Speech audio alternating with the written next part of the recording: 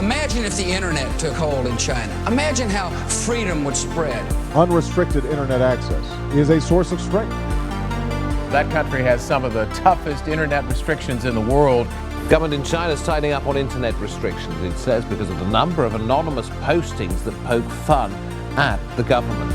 So you think they're ultimately going to be on the right side of history, the Chinese government? Obvious. I am 100% for sure, because nobody can stop this technology revolution.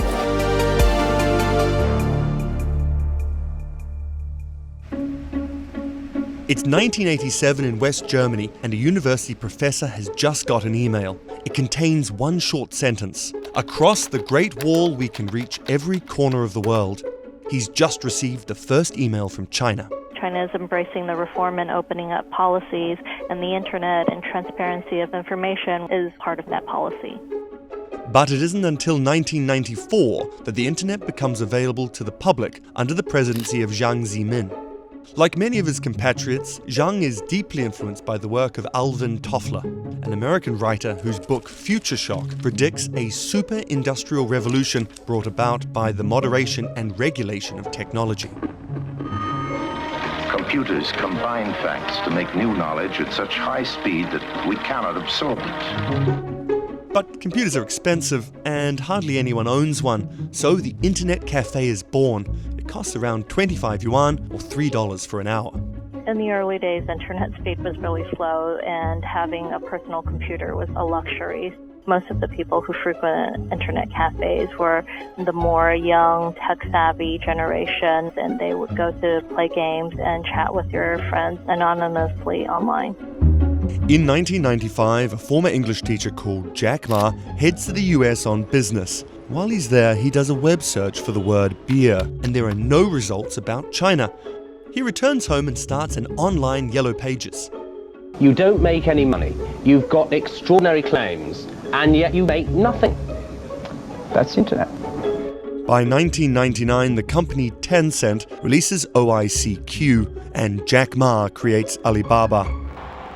It's the millennium and the unveiling of the Golden Shield project, which includes a new surveillance system made up of content filtering firewalls.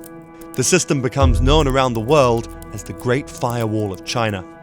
The government also employs an army of people that actively send out social posts to shape conversations online.